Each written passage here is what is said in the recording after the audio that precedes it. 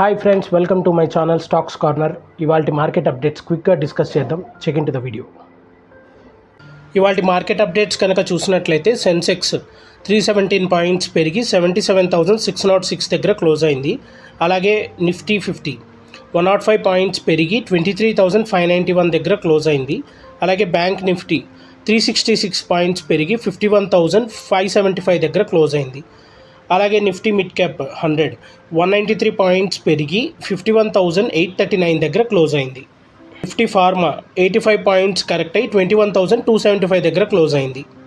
ఇవాళ top gainers కనుక చూసినట్లయితే అదానీ ఎనర్జీ 8% పెరిగింది. అదానీ గ్రీన్ ఎనర్జీ 5% పెరిగింది. బ్యాంక్ ఆఫ్ బరోడా 4% పెరిగింది. బిఎస్సి లిమిటెడ్ 4% పెరిగింది.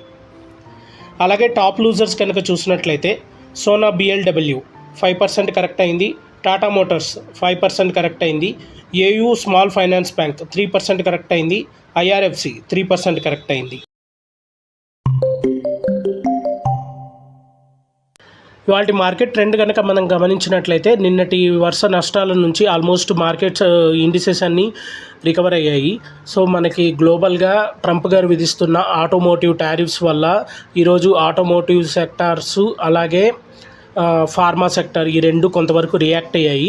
సో ఆయన విధిస్తున్న ఇంపోర్ట్ డ్యూటీ టారిఫ్స్ వల్ల సో ఆటో సెక్టార్ కానీ అలాగే ఫార్మా సెక్టర్ కొంతవరకు రియాక్ట్ అయ్యాయి. అన్ని సెక్టార్స్లో మనం బయింగ్ అనేది చూసాము. దీనివల్ల నిఫ్టీ ఆల్మోస్ట్ అన్ని సెక్టార్స్లోనూ మంచిగా ర్యాలీ అనేది కొనసాగించింది.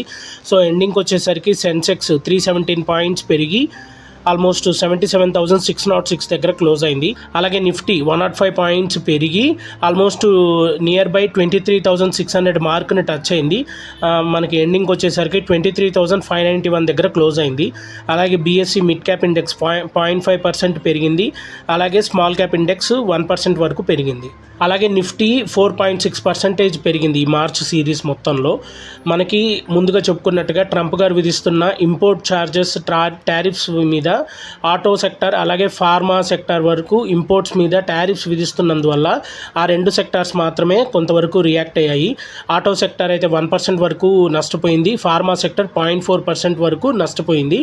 ఆ రెండు సెక్టార్స్ తప్పించి మిగిలిన సెక్టార్స్ అన్నీ ఆల్మోస్ట్ మనకు 1% వరకు పెరిగాయి. ఇలాంటి డైలీ అప్డేట్స్ కోసం మార్కెట్ అప్డేట్ గురించి డైలీ యాక్టివిటీస్ గురించి తెలుసుకోవాలి, నాలెడ్జ్ గెయిన్ చేయాలి అనుకుంటే మన ఛానల్ని సబ్స్క్రైబ్ చేయండి. Stocks corner by Shivnath. Thank you.